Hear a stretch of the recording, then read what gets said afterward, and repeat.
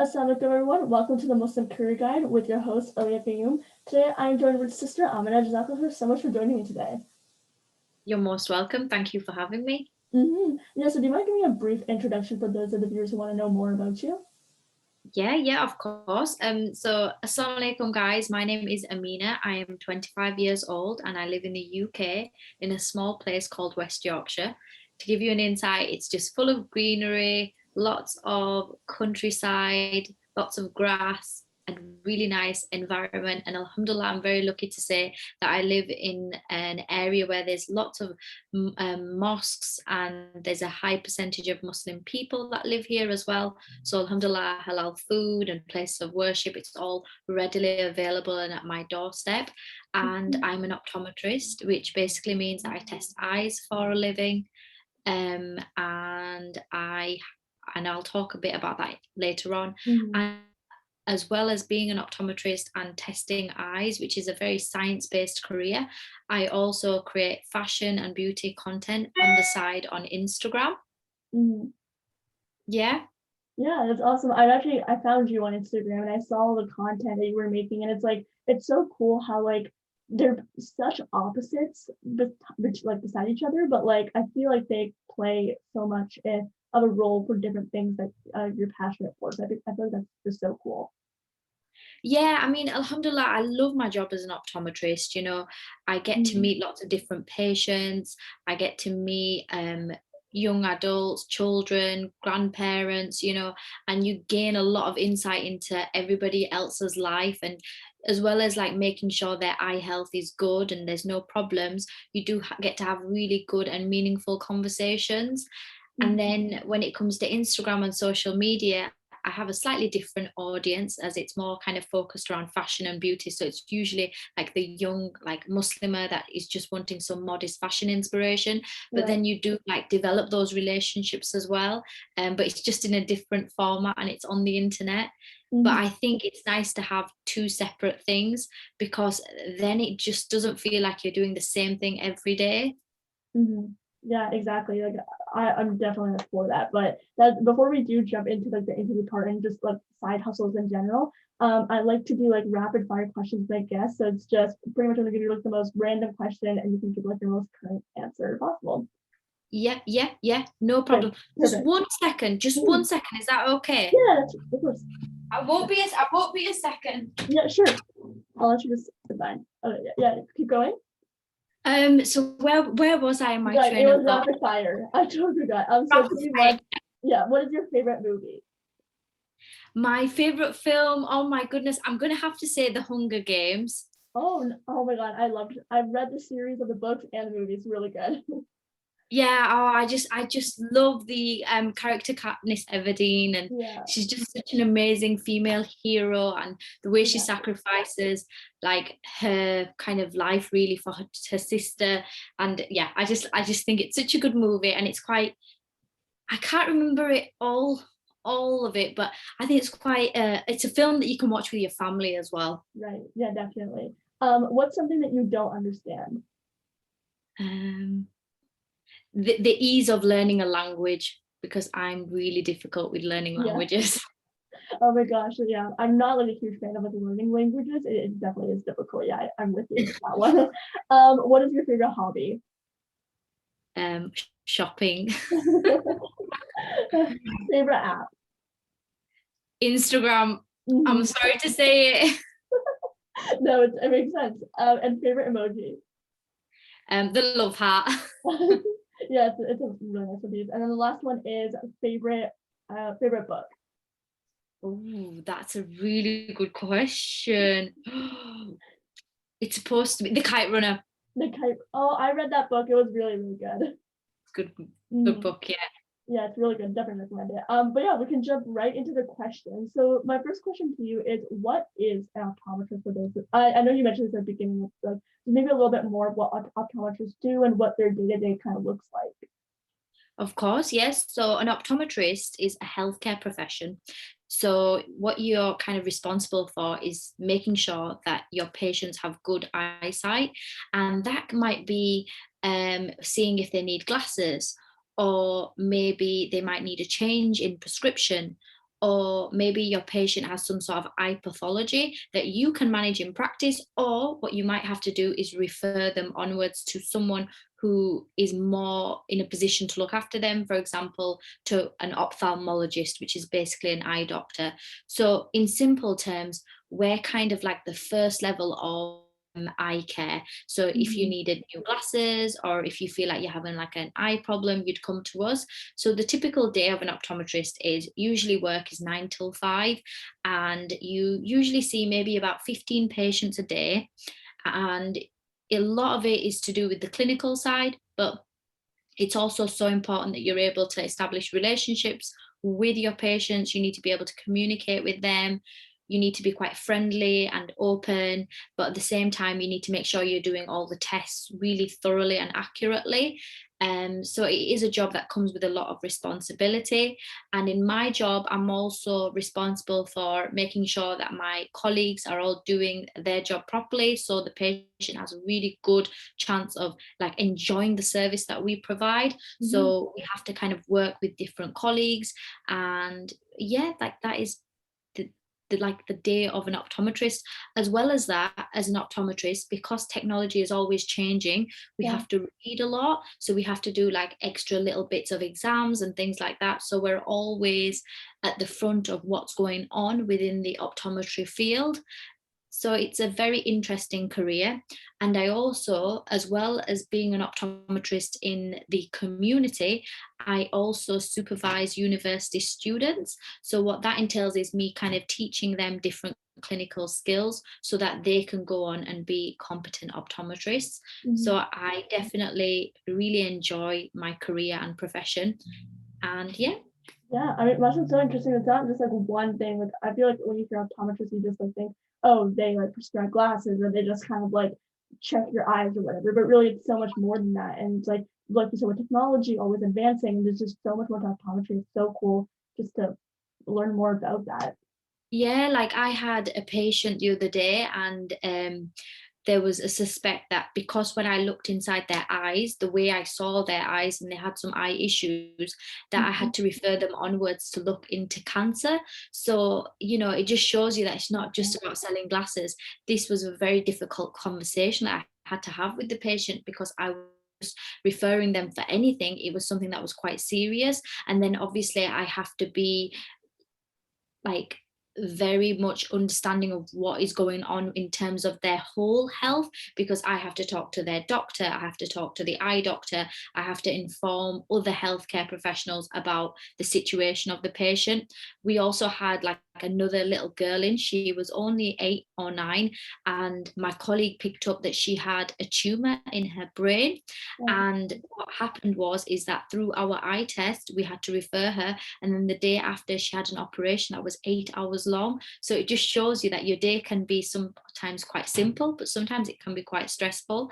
But one of the biggest advice that I'd give to young people if you want to go into a career like this is never be afraid to know your own limitations. It's so important that if you feel like you're not quite sure about something, feel very comfortable to ask somebody else about it. And that's what we do where I work, is that we're all part of a team. So sometimes if I'm not sure about what I need to do for somebody, instead of me just keeping it all to myself and maybe not making the best decision for the patient, I will just ask a colleague and say, I just need a little bit of help. Can you just help me out with this? And I think that in life in general, it's so important to always ask others for help. Definitely. It's an important skill to have. But I know, like, I'm sure you probably have an interest in science. So how did you know that you want to pursue a career in science in the medical field? And then what made you decide you want to specifically specialize in optometry? Oh, interesting question. So in high school, alhamdulillah, I had a really good set of friends and we were all quite educated minded. And that came from the fact that our parents didn't have the same opportunities that were afforded to us. Mhm. So I know that in the States, you guys, your kind of financing options for university is a lot more limited, perhaps, whereas in the UK, it's a little bit easier to access higher education. So Mhm. my parents have always said to me, Amina, we want you to go to university, we want you to educate yourself, and be independent. And for me, I loved all subjects, but science was something I was really interested in because I love thinking about how the body operates, and the kind of small technicalities that we've been created by Allah subhanahu wa ta'ala in such perfection, and it all works well together. And that's what science and biology really taught me. It was like looking at everything and just thinking about the miracles of Allah subhanahu wa ta'ala, like in everything. I don't know if you've ever like looked at a subject and you're just like, wow, subhanallah, I can't believe it's no, made like definitely. this. And when you look at kind of creation in that way, you kind of learn a lot more about the creator as well. It's just an interesting way. And with science, I like the examinations, and I like doing experiments, and I like looking at all the technical words and the definitions of things. So I knew science was for me, but at the same time, I'm quite a talkative and outgoing person, so I couldn't imagine myself in a lab. So I wanted to have a career where I could merge the two things that I love doing the most, which is talking and communicating, and looking after people and being friendly and helpful, and at the same time also kind of having my scientific love being in as part of my profession. So that's why I decided to do optometry as well. It's a good career choice, particularly for ladies, because it's a career where once you kind of get to a certain point, you don't have to work extremely long hours, which is kind of something that I never wanted to do. You don't have to do night shifts. You can take a career break and it won't affect your chances of excelling in your career. So as a female, and who inshallah wants a family one day, I had all of those things in mind, that I wanted to have a career like that.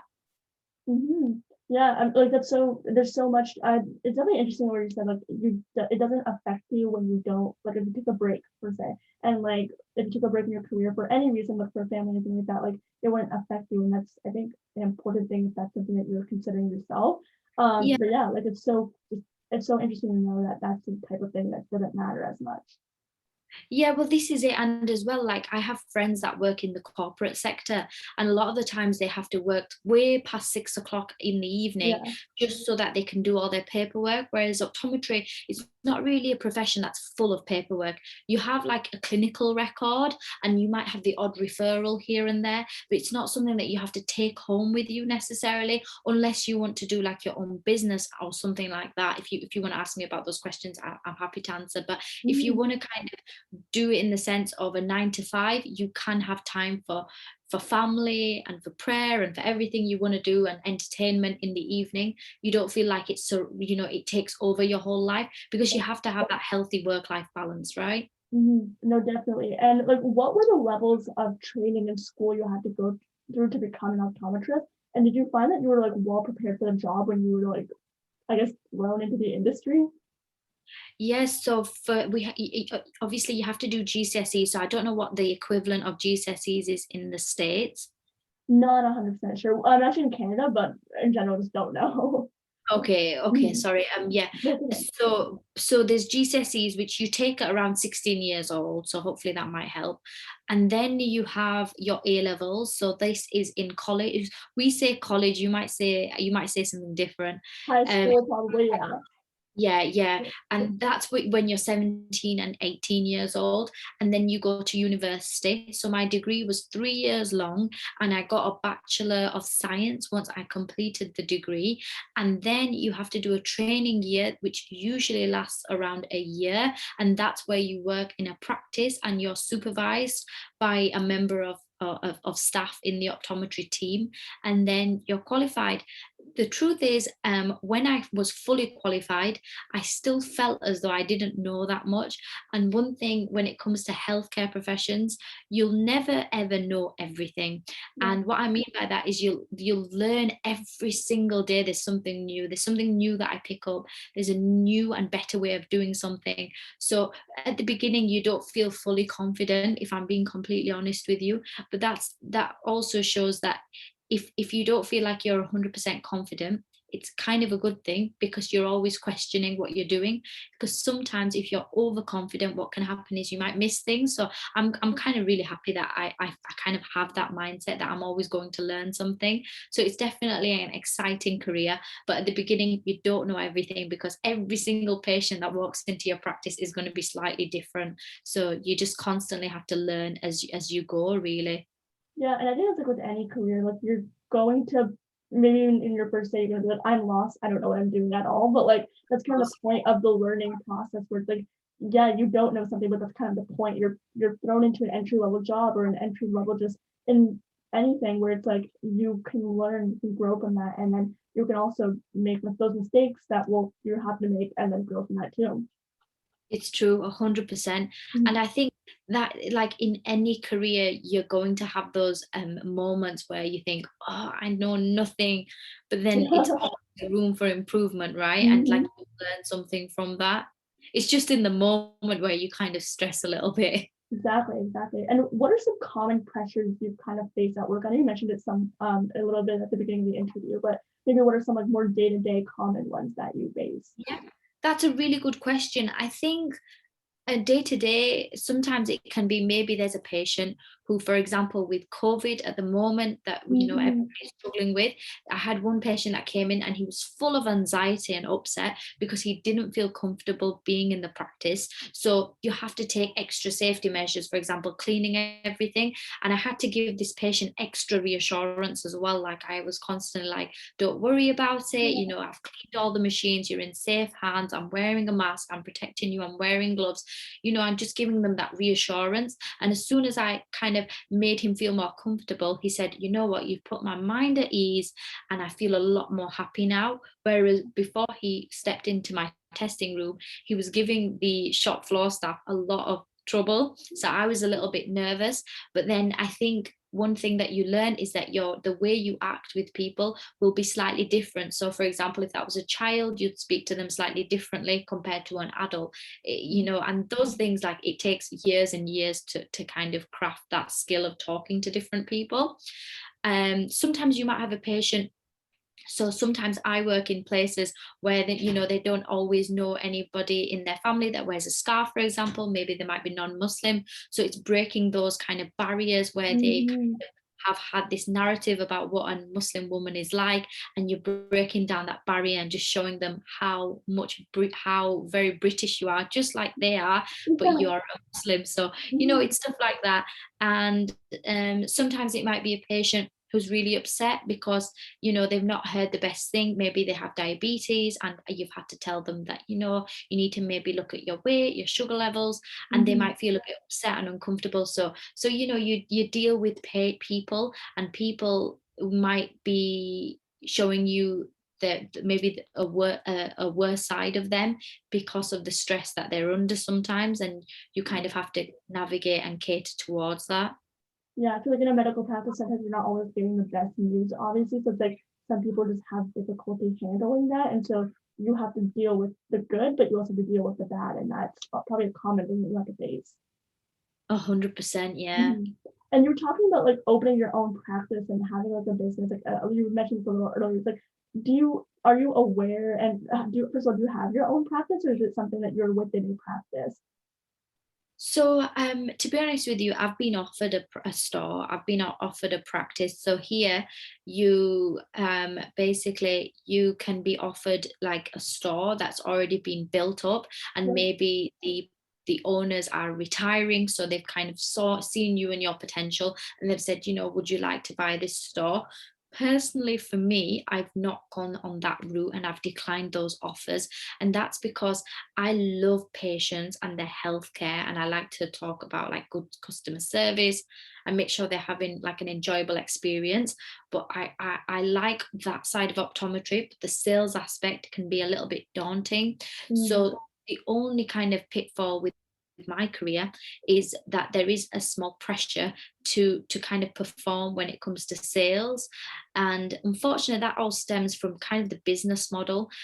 What I mean by that is, you know to have an eye test, it does cost a lot of money, but usually we discount the eye test so it's not as expensive for people. Yeah. And then we do that because then when they buy glasses, it can kind of fill up the margin of the eye test and you can get some profit on there. So that's called what we call like a loss profit model. And what that means is it becomes a bit more sales oriented, because the view is you put this patient in your seat and hopefully they will give you like some sort of financial benefit if they buy glasses. Mhm. So sometimes can be quite sales driven, and it just depends what practice you work at. So the way to do that is, yes, as an optometrist, you can have your own practice. It's quite loaded, and it will take up a lot of time and effort and energy. But optics is a growing kind of field because we do have an aging population, and as you get older, the chance of Mhm. you needing glasses is greater. So it is definitely something that you kind of consider. Right, I think it's cool that, like, of course, sales is not for everyone. It might be something at least right now you might not be interested in, or maybe even later just not interested in. But it's like the fact that optometry has so many like routes. Like, there's the technology aspect of it because the tech is always like updating and growing and stuff. And then there's also like the business side of it if that's something that you're interested in. But you can also, if you're not interested in that, you can still stay in that group that you're comfortable in, or that you feel that you're learning enough and you're growing enough in it. So that's like, I think it's Yeah. cool that this job has so many routes and so many, I guess, side hustles, I guess, kind of. Yeah, 100%. So, for example, my sister, she's an optometrist, but Mhm. she's decided she doesn't like the everyday practice work. So she's finished her PhD in specifically glaucoma, which is an eye disease. So she loves academics. So she's been writing her thesis and teaching a university students. So there's that route you can take. Mhm. The other thing is you could actually work in the hospital. So that's more tailored towards eye health issues. And you're working alongside ophthalmology, and you might be able to prescribe drugs through doing extra courses. So you could do the kind of academic side and then the hospital side. You could also teach at a university, which is what I do, which is really satisfying because I've always wanted to be a teacher. So I just Mhm. kind of get that bit of teaching experience. And then you could do what I do, which is just like community work, and then finish at 5 o'clock and feel happy and go home and Yeah, relax and have nice food and not stress about the day. So there's exactly. loads of different things you can do. And also, like you say about technology, so when I was at university, we didn't learn as much as what we know now. So there's always new equipment and new technologies, and that's really exciting. Yeah, and honestly, like, it's so cool that you can also now teach too. With that, like, there's just so many routes, and I think, and not even just optometry, but there's careers that have those different routes. That's so cool, honestly. But we're gonna move on to questions that are kind of more talking about like your side hustle, which is like Instagram, that one of them at least. How first of all, how important do you think it is to have a side hustle for anyone in any career? I think having a side hustle is so important. So, one of the things that I wish I knew a long time ago was the importance of having multiple streams of income.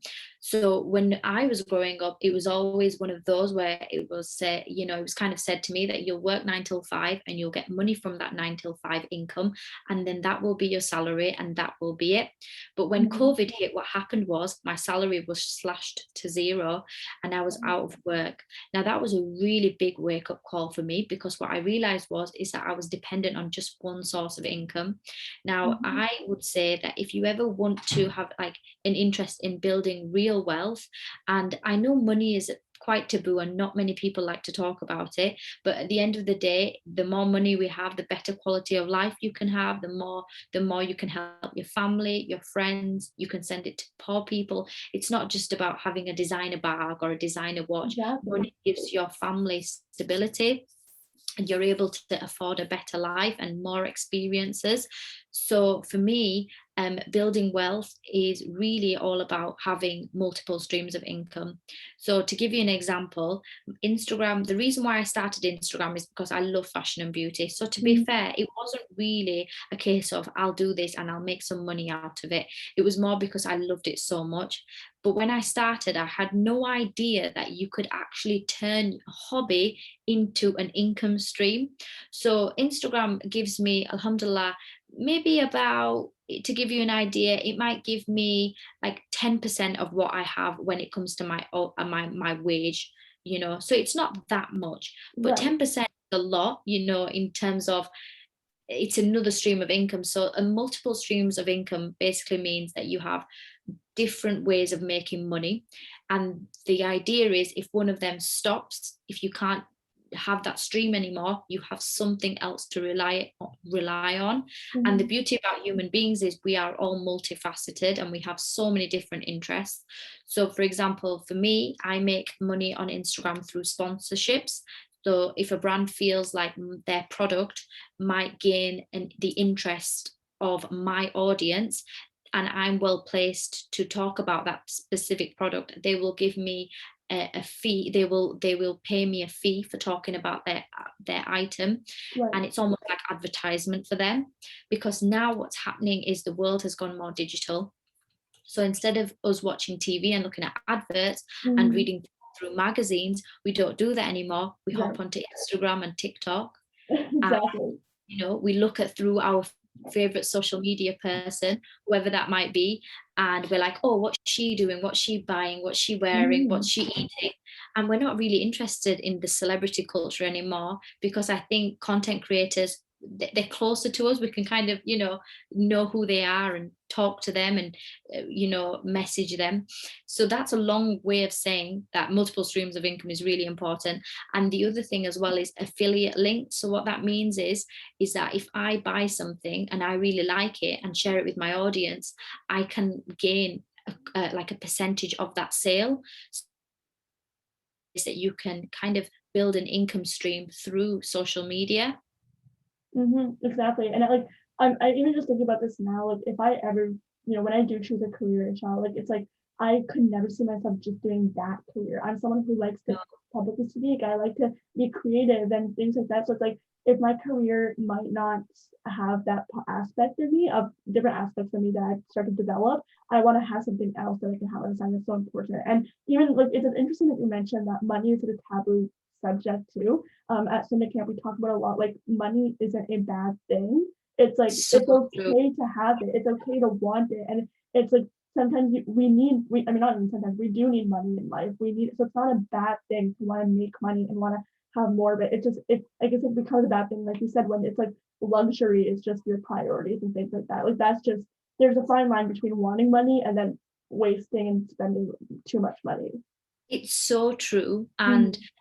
also about how you talked about how it's not just, it's the intention behind it as well. Like Yeah, if your intention is pure, then it's not really a bad thing. I think growing up we were always kind of taught, don't ask people about their salary, and obviously you exactly. shouldn't just ask your uncle, oh, how much money do you earn, uncle? But it's nice to be able to say that money is not a bad thing, and the desire to have money isn't a bad thing. It just depends Mhm. what you do with that money as well. So yeah, like Instagram is such a nice way to kind of do that. But I must stress though that Instagram isn't something I would ever want to do full time, Right. because it's social media, and you can have good days with social media and bad days. And as much as I create content, I also consume it. And sometimes that might have a negative kind of impact on your mind, because you're kind of looking through a highlight reel all the time and it's not Exactly. reality. Exactly. You might see somebody with a face full of, makeup, and their hijab's perfectly done. And you might think, oh, I don't look like that, but you've not seen that person wake up in the morning that day. So Exactly. before they even, take a shower or what have you, and they're just in their pajamas. So I love social media, but I can completely appreciate that, I wouldn't want to do it all the time. Exactly. And how did you like? What made you decide you want to start making fashion content? Like, was there something that pushed you to be like, oh, this seems cool, I want to start it? So interesting question. When just before COVID, my husband and I went to Maldives, and I had a lot of time to think. And what I found was I was browsing on Instagram, because I was never really an Instagram person. So before that point, I never used to post. I Yeah. used to send the odd picture on WhatsApp to my friends, like my grandma, what have you, like a picture of my food. And I was never somebody that was on Instagram. So when I told my friends, I was like, look, I really want to kind of post outfit pictures. They said to me, Amina, you don't even know how to use Instagram. You don't know how to do stories. Like, what do you mean? Because I'm not a technology savvy person. So anyway, I was at Maldives, and what I found was I was scrolling through some Muslim girls, and I was like, wow, their outfits, mashallah, so nice. And Mhm. I think I could do this. And I think I wanted to challenge myself and put myself in a place where it was a bit uncomfortable for me, because through discomfort there is growth. And I think what Exactly. I found was I was very stagnant and kind of just sat and stuck in the same position, and I wasn't challenging myself. So Instagram for me was just a challenge. Exactly. And Yeah. Yeah. Go ahead. yeah. No, yeah. And That's so cool. And I think sometimes I was always kind of in high school, I was kind of known as the maybe you'd call it like a nerd or like, you know, a little geek or what have you, you know, teachers always call me teacher's pet. So it was Mhm. nice to do something completely opposite and, you know, just something different.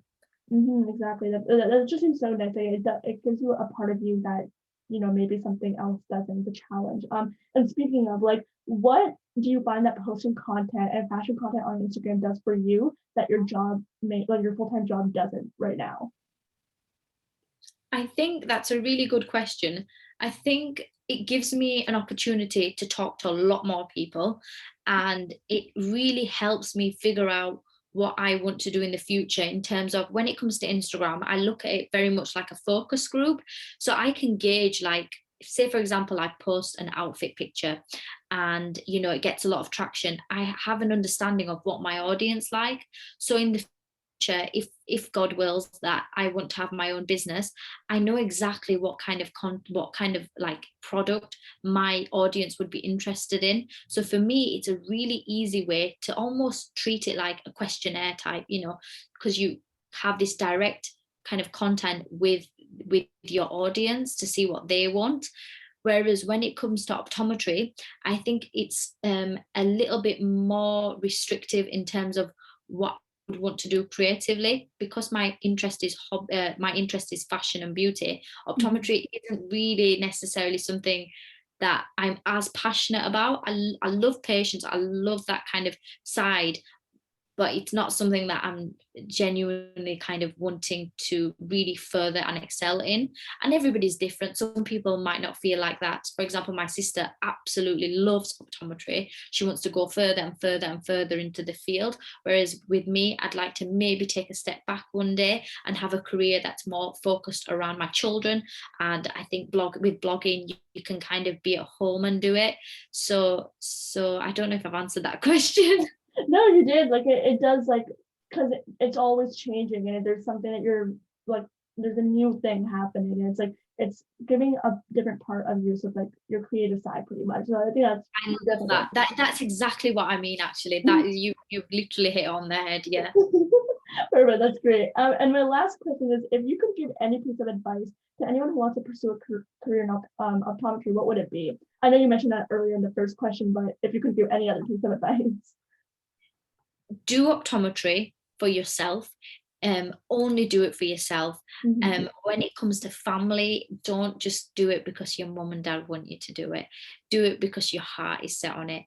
Before you do it, I would always say to do istikhara as well, because I did that when it came to doing getting into optometry. And that's just so important to do. And the other thing I would say is do it if you are a sociable kind of, you like people, you like communicating, because Mhm. it is a career that you are literally communicating with people all the time.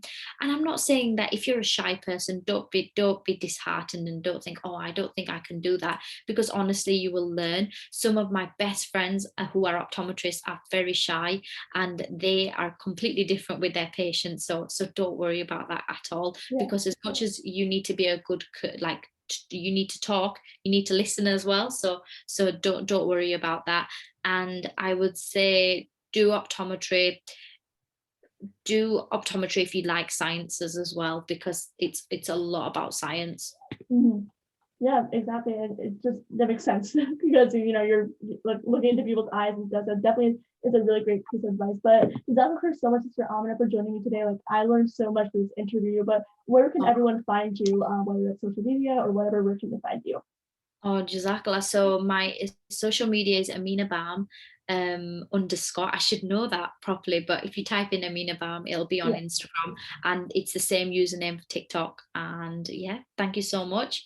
yeah. Um, it's been a pleasure. Of course, I'd love to have you. And we'll leave all her links in the description box along with SunnahCamp. So again, thank you so much for joining me. And inshallah, we will see you all next Thursday. Assalamu alaikum. Salam. Oh.